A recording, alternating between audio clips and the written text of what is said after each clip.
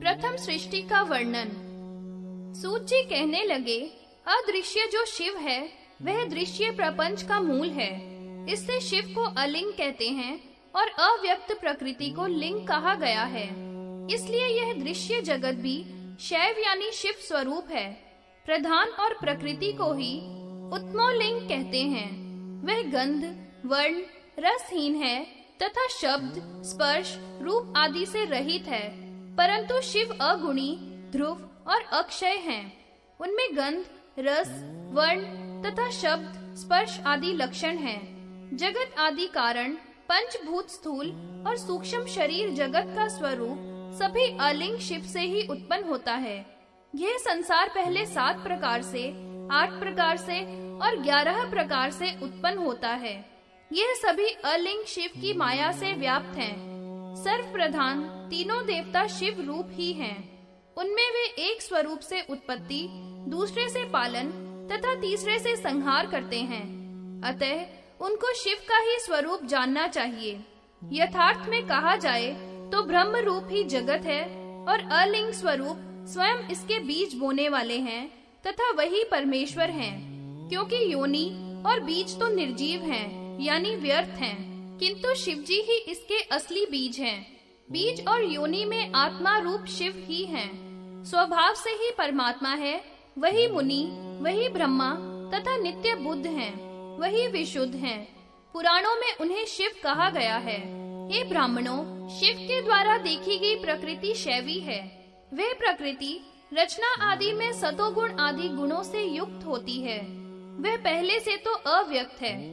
अव्यक्त से लेकर पृथ्वी तक सब उसी का स्वरूप बताया गया है।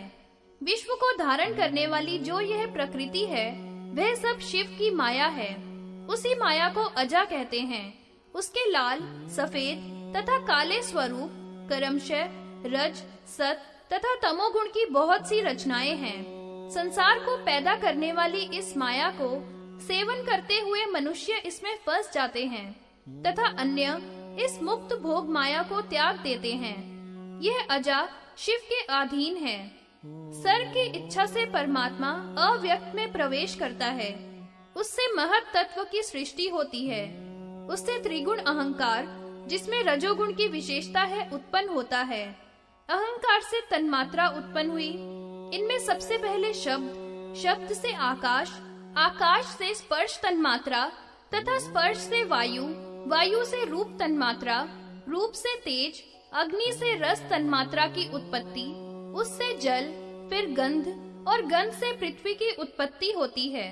हे ब्राह्मणों, पृथ्वी में शब्द, स्पर्श आदि 5 गुण हैं तथा जल आदि में एक एक गुण कम है।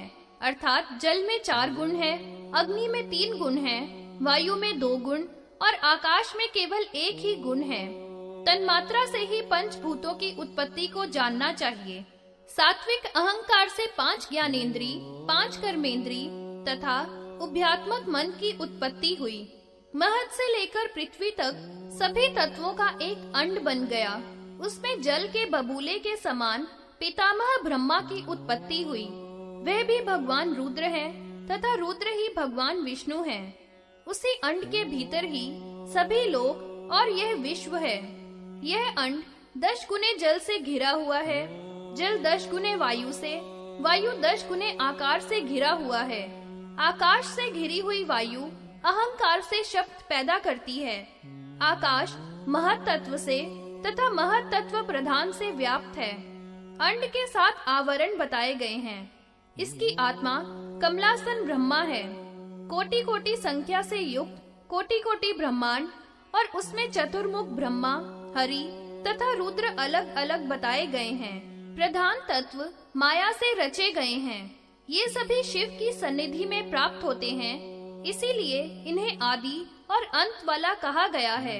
रचना, पालन और नाश के कर्ता महेश्वर शिवजी ही हैं। सृष्टि की रचना में वे रजोगुण से युक्त ब्रह्मा कहलाते हैं।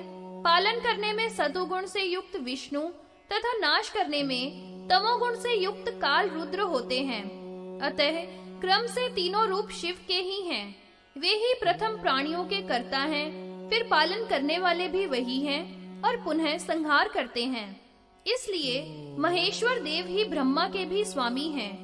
हे ब्राह्मणों, वही शिव विष्णु रूप है, वही ब्रह्मा है। ब्रह्मा के बनाए इस ब्रह्मांड में जितने लोक हैं, वे सब परम पुरुष से अधिष्ठित हैं तथा ये सभी प्रकृति से रचे गए हैं। अतः यह प्रथम कही गई रचना परमात्मा शिव की अबुद्धि पूर्वक रचना शुभ है।